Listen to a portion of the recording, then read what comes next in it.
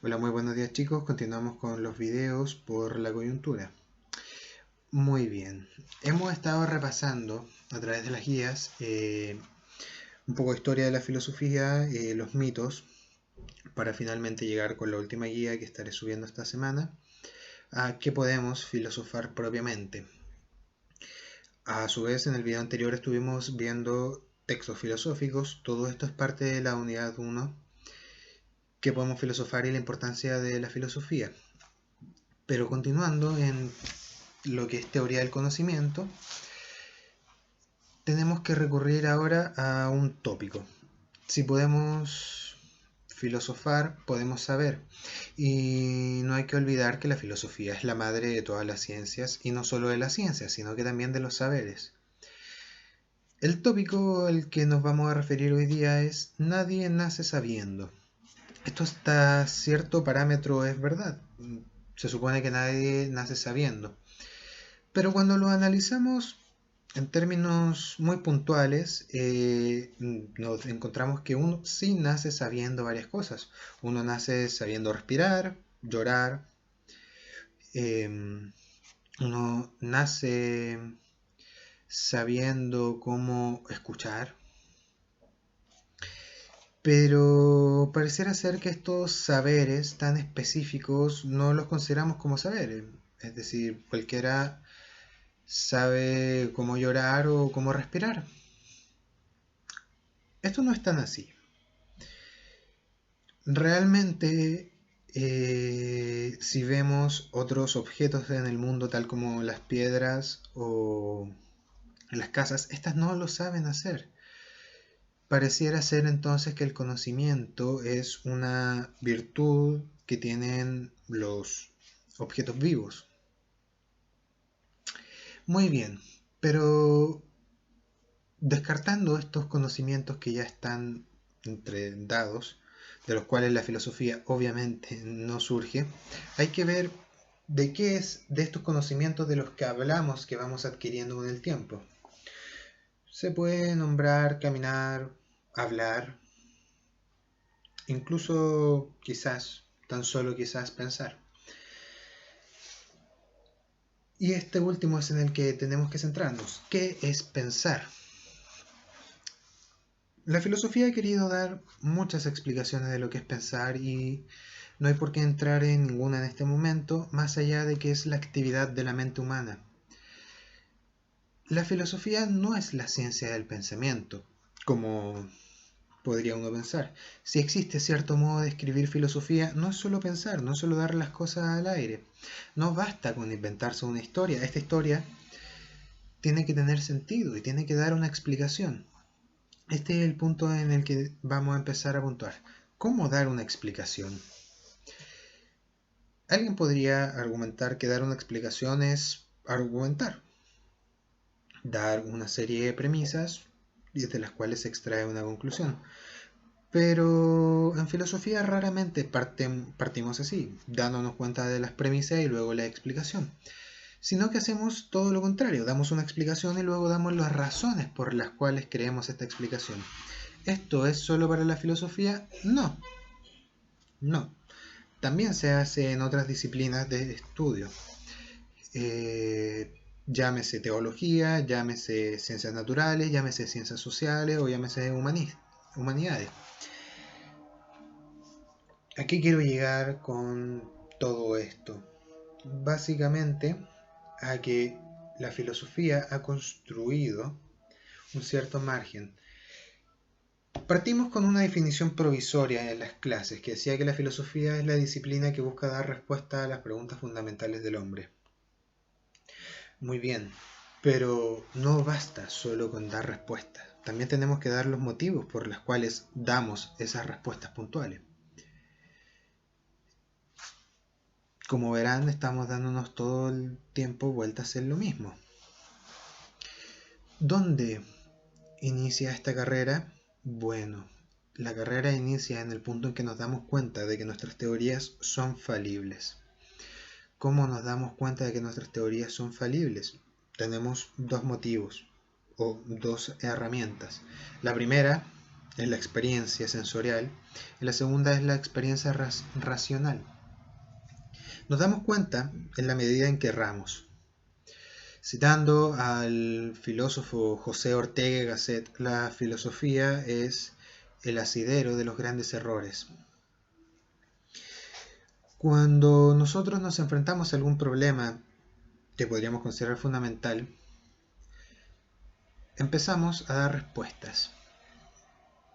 Luego damos las premisas por las cuales esa respuesta y luego contrastamos las premisas. Supongamos que nuestra gran pregunta es saber si nuestros sentidos son confiables. De buena primera, la respuesta sería sí, porque toda la vida hemos confiado en los sentidos. Pero la verdad de las cosas es que tenemos motivos para fallar en los sentidos. Entonces, tenemos nuestra conclusión apresurada, que es sí, los sentidos son confiables.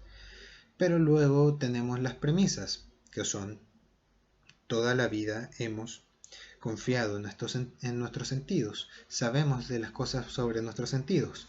Por ejemplo, cuando yo voy caminando a oscuras, no cuento con un sentido y por lo tanto no sé lo que hay en el camino hasta que lo toco, lo huelo o lo escucho.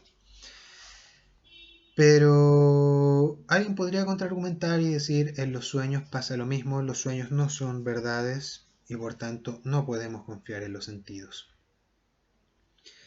Enfrentándonos a una etapa así, la pregunta se hace más complicada. Ya tenemos motivos para dudar de los sentidos, por lo cual podríamos dedicarnos a nuestra plena racionalidad y pensar que los términos lógicos que podemos aplicar podemos llegar a encontrar una respuesta. Para la pregunta sobre si los sentidos son confiables o no, podríamos argumentar, no son confiables porque ya nos han engañado antes y algo que nos ha engañado no puede ser confiable.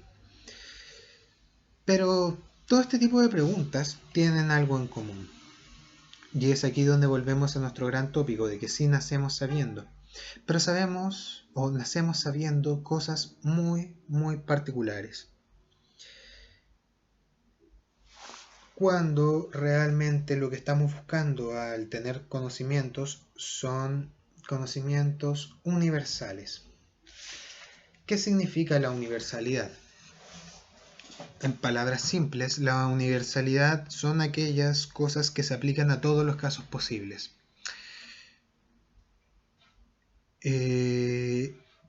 Lo podemos expresar básicamente con la palabra todos y nos queda perfecto. Todos los hombres son mortales. ¿Por qué esto es un conocimiento universal? Básicamente porque sabemos que todos los hombres vamos a morir en algún momento. Para ese conocimiento es poco relevante realmente si Juan o Pedro son mortales. ¿Por qué? Porque no nos aportan ningún conocimiento sobre el resto de los casos. El saber, esta pelota rebota y esta pelota no me dice nada. Solo me dice algo sobre una pelota. ¿Cuál es el problema con un conocimiento particular que solo se aplica a ese caso? Es un conocimiento inútil para los otros.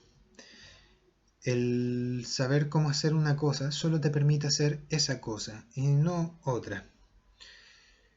La humanidad ha buscado los conocimientos universales todo el tiempo.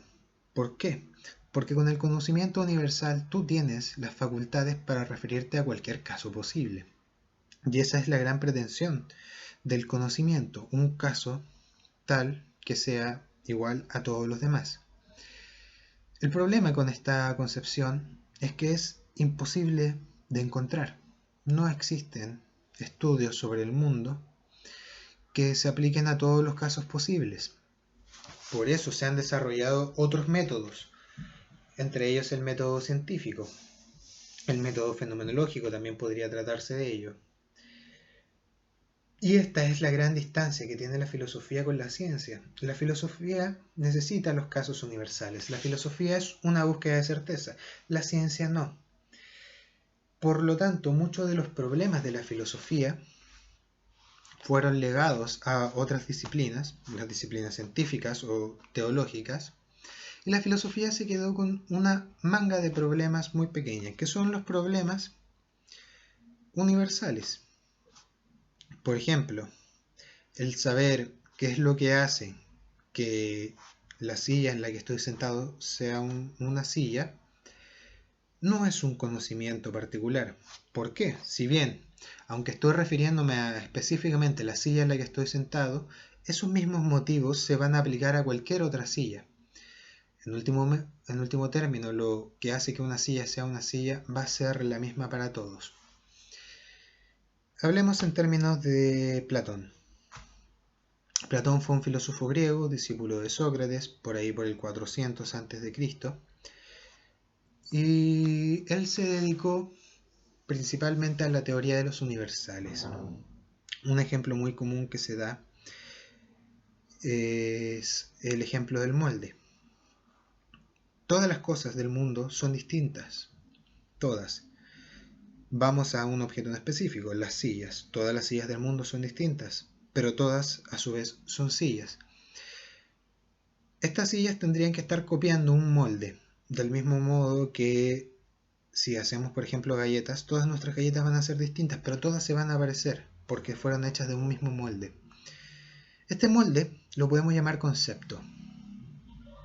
Si el concepto es algo que crea el hombre o no, es un debate filosófico y finalmente una decisión que toma el filósofo y que tiene que argumentar. Espero algún día lleguemos a la respuesta definitiva.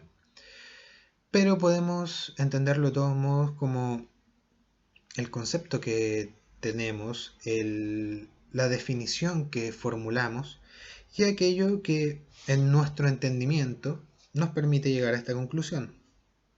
Ahora, ¿qué es lo que nosotros aprendemos? En el fondo lo que aprendemos es a buscar los conceptos, es a buscar cómo trabajar con los conceptos. Los conceptos son maneras de definir las cosas y los vamos a encontrar en cualquier disciplina a la que nosotros decidamos dedicarnos. Todas las disciplinas manejan sus propios conceptos. Pero el hecho de que todas las disciplinas manejen sus propios conceptos nos trae otro problema más. ¿Cómo entendemos los conceptos de una disciplina y otra? Finalmente, habrá que referirnos a conceptos que sean universales, que no importa la disciplina en la que estemos, el concepto va a ser siempre el mismo. Y es aquí donde hay que tener mucho cuidado. Los conceptos no son equiparables a las palabras. Podemos recurrir a la palabra perro, en inglés dog, o en latín canis. Son meras palabras, son casos particulares para referirnos a objetos particulares, pero existe un gran concepto, existe una gran manera de entender un objeto del mundo, y es a eso a lo que se va a dedicar la filosofía. Como muchos recordarán, pero vuelvo a darlos, existen 4 grandes ramas de la filosofía: la ontología, la epistemología, la ética y la estética. Muy bien, en estos momentos, en estos videos, nos estamos refiriendo particularmente a temas epistemológicos y ontológicos, que son las cosas, cómo conocemos las cosas. Pero estos son extrapolables también a la ética y a la estética, y no solo a estas, sino que también a la ciencia, al derecho, a la psicología, a la teología, y un largo etcétera. Muy bien. ¿Cuál es el objetivo de la filosofía, por tanto? Buscar una universalidad. Dejar que las disciplinas discutan sus temas particulares, en tanto ellas mismas, utilizando conceptos propios. La filosofía, por otro lado, va a empezar a enmarcar los conceptos universales, va a buscar aquello que se aplique a todos los casos posibles.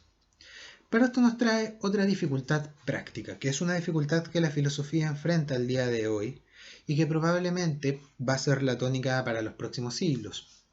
La filosofía se ha convertido también en una especialidad.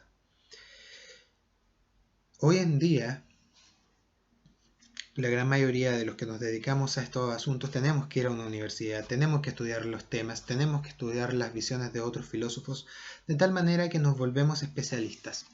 Pero aquí hay que hacer una gran diferencia. Existen los conocimientos filosóficos y existen los conocimientos de los filósofos. Una cosa es amar a la filosofía y la otra es amar el conocimiento. Y esta es una gran distancia de diferencia en la cual estamos hoy en día. Esto es un debate actual. Por un lado están los filósofos y por otro lado están los expertos en filosofía. Los expertos en filosofía, de cierto modo, piensan que todo ya se dijo y lo que falta es ir buscándolo en los otros. Muy rara vez uno encuentra a uno de estos personajes promulgar algo nuevo, pensar en algo nuevo. Nuevo entre comillas, porque los problemas filosóficos se repiten una y otra vez. No es distinto el debate sobre ética actual que el debate que estaba mucho tiempo atrás. ¿Cuál es el problema de estos sujetos? Que estos sujetos finalmente no pueden aplicar los conceptos a la universalidad, lo pueden aplicar dentro de la filosofía. Y esto es un gran problema también para los filósofos.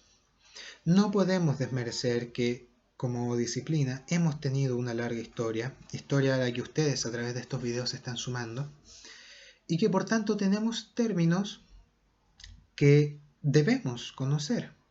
Hay que saber lo que es el ser, hay que saber lo que es ontología, ética, hay que saber lo que es un fenómeno o lo que es la sublimidad, dependiendo del área en la que nos vayamos a desenvolver. Pero esto nos prohíbe el avance. Los estudiosos de la filosofía, los amantes de la filosofía dirían, no, los nuevos avances sobre el mundo los están haciendo otras personas. Y la gran mayoría de los filósofos asumirían que sí, pero en la medida en que todavía hay filósofos osados, se atreven a darse cuenta de que existen problemas en las cosas, de que las teorías científicas no dan abasto. Y este es el otro gran punto y el punto final al que hay que llegar. Todo es una gran vuelta. La filosofía es la madre de todas las ciencias porque la filosofía es una disciplina humanista. El humanismo fue un movimiento que surgió en el Renacimiento y finalmente se consolida en la modernidad. Tenemos hoy en día el gran problema que es que consideramos al humanista como alguien distinto al artista y como alguien distinto al científico. Pero esto no es nada más alejado de la realidad. El humanista debe ser capaz de dominar todas estas disciplinas. No a la perfección, no tiene por qué tener que trabajar en un laboratorio o no tiene por qué tener que trabajar haciendo artes plásticas, pero sí debe dominarlas. Y es aquí donde entra la filosofía. La filosofía hoy en día es considerada una de las humanidades. Pero para el filosofar es necesario tener todo este grupo de conocimientos, ser capaz de contrastarlo. ¿Por qué? Porque de otro modo no podemos llegar a la universalidad. Y de otro modo nos quedamos en la misma línea que teníamos antes de empezar a conocer muy temprano en nuestra juventud. Resolvamos el círculo o el amarre que hemos formado. Nacemos sabiendo, pero nacemos sabiendo cosas particulares. Las ciencias se dedican a cosas particulares tratando de dar teorías universales. La filosofía se dedica a teorías universales sobre estas otras teorías universales. Recordemos, universal significa aplicable a todos los casos. Cuando la ciencia busca lo que se llama leyes, ellos buscan una situación tal que se adjudique a todos los casos posibles de esa situación. Busquemos una ley científica, la conservación de la energía. La energía no se crea ni se destruye, solo se transforma. Muy bien, pero esto solo aplica a los casos en los cuales la energía interactúa. De este modo, por muy universal que sea la ley para todos los casos de la energía, no es un conocimiento universal propiamente tal. Se va a remitir siempre a un universo posible de casos. La filosofía, por el contrario, busca conocimientos absolutos, conocimientos universales de verdad. Pensaría, ¿qué tienen en común todas las leyes de la ciencia? Y esto ya no es un trabajo científico, no se puede contrastar empíricamente qué tienen en común todas las leyes. Y luego el filósofo preguntaría, una vez que tiene todas esas cosas en común, ¿qué tienen en común todas las leyes y, por ejemplo, todos los conocimientos psicológicos y todos los conocimientos teológicos? Para llegar a dar una respuesta, por ejemplo, todos son conocimientos.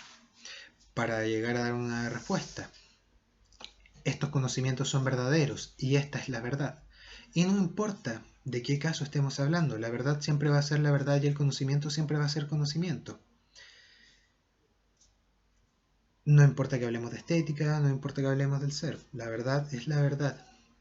En último término, y con esto los dejo, la filosofía es aquello que busca las verdades universales. Esto nos podría traer ciertos conflictos con varios filósofos, pero es materia para reflexiones siguientes.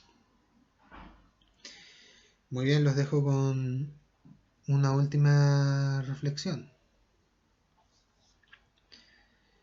¿Realmente el científico es distinto al filósofo? ¿Su tarea realmente es más importante? Muy bien, chicos, espero verlos pronto.